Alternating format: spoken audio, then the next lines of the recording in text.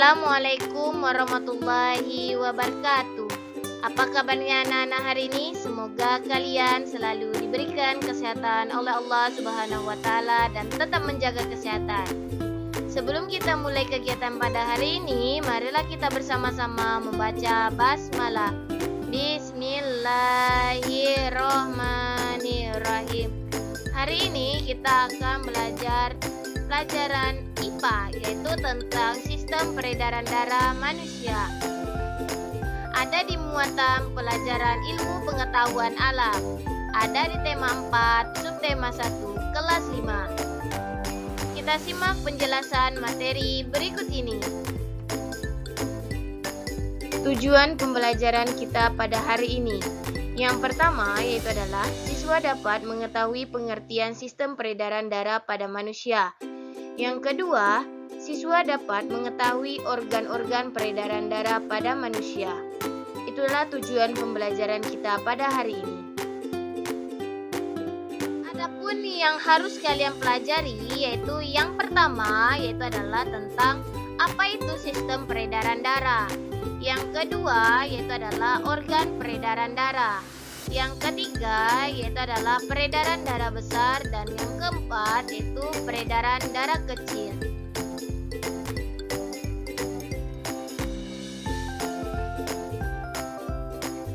Ada yang tahu apa itu sistem peredaran darah? Ya, benar. Sistem peredaran darah yaitu adalah suatu sistem yang berguna untuk menyalurkan berbagai zat penting seperti nutrisi dan oksigen dari jantung ke seluruh tubuh. Itulah pengertian dari sistem peredaran darah.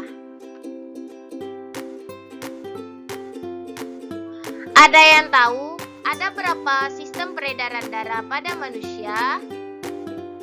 Ya, benar. Sistem peredaran darah pada manusia yaitu terdapat 2. Yang pertama yaitu adalah peredaran darah tertutup. Ada yang tahu apa itu peredaran darah tertutup? Ya, benar.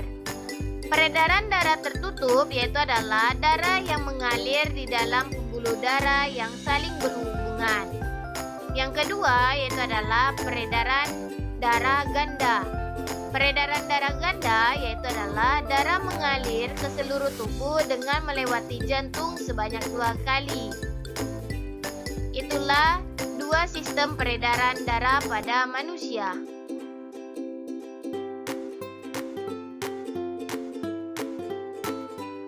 Adapun organ peredaran darah manusia yaitu adalah jantung.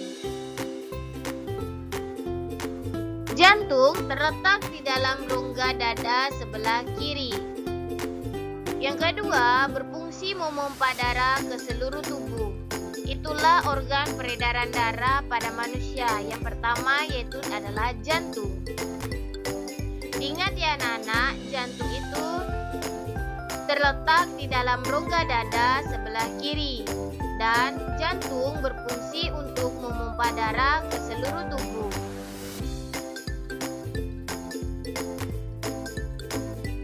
Jantung. Dapat anak-anak lihat gambarnya seperti berikut ini. Di dalam jantung memiliki 4 rongga. Rongga yang pertama disebut dengan serambi kanan. Rongga yang kedua yaitu disebut dengan serambi kiri. Rongga yang keempat disebut dengan bilik kanan, dan yang keempat yaitu adalah bilik kiri. Itulah 4 bagian dari jantung. Selanjutnya yaitu tadi jantung, sekarang yang kedua organ peredaran darah pada manusia yaitu adalah pembuluh darah. Ada yang tahu apa itu pembuluh darah? Ya, benar. Pembuluh darah merupakan saluran tempat mengalirnya darah dari jantung ke seluruh tubuh dan dari seluruh tubuh kembali lagi ke jantung. Itulah pengertian dari pembuluh darah. Pembuluh darah. Pembuluh darah dibagi menjadi 2, yaitu yang pertama pembuluh nadi atau arteri. Pembuluh nadi atau arteri merupakan pembuluh yang mengalir dari jantung ke seluruh tubuh. Yang kedua yaitu adalah pembuluh balik atau vena. Pembuluh balik atau vena merupakan pembuluh yang mengalir darah dari seluruh tubuh menuju jantung.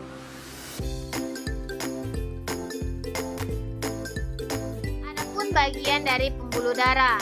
Yang pertama tadi yaitu adalah pembuluh nadi atau arteri. Yang kedua, pembuluh balik atau vena. Adapun bagian-bagian dari pembuluh nadi arteri. Yang pertama, aliran darah keluar dari jantung. Yang kedua, yaitu membawa darah bersih kayak O2 kecuali arteri pulmonalis. Yang ketiga, yaitu adalah dinding tebal, kuat, dan elastis. Yang keempat, yaitu terletak di bagian dalam. Yang kelima, denyut terasa. Yang keenam, jika terluka, darah menyacar. Itu bagian dari pembuluh nadi arteri. Selanjutnya, adapun bagian dari pembuluh balik atau vena. Yang pertama, aliran darah menuju dari jantung. Yang kedua, membawa darah kotor kayak CO2 kecuali vena pulmonalis. Yang ketiga, dinding tipis dan kaku. Yang keempat, terletak di dekat permukaan kulit. Yang kelima, denyut tidak terasa. Yang keenam, jika terluka darah menetes. Itulah bagian-bagian dari pembuluh nadi arteri dan bagian dari pembuluh balik vena. Adapun fungsi organ-organ peredaran darah pada manusia. Anak-anak dapat melihat gambarnya seperti berikut ini.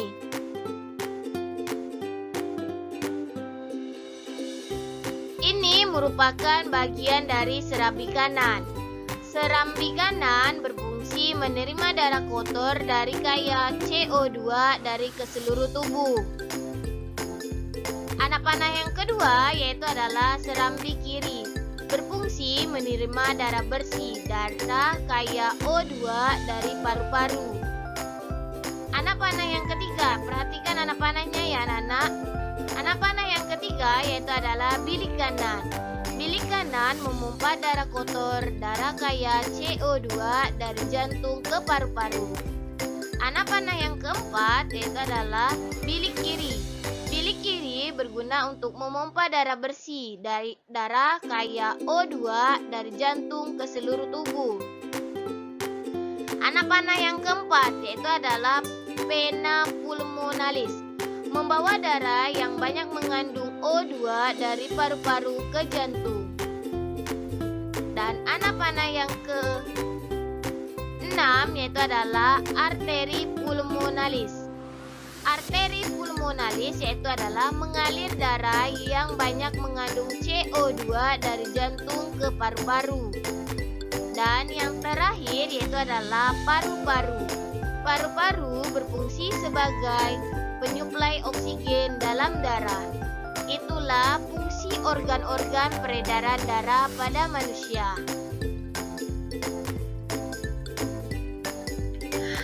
Adapun peredaran darah besar.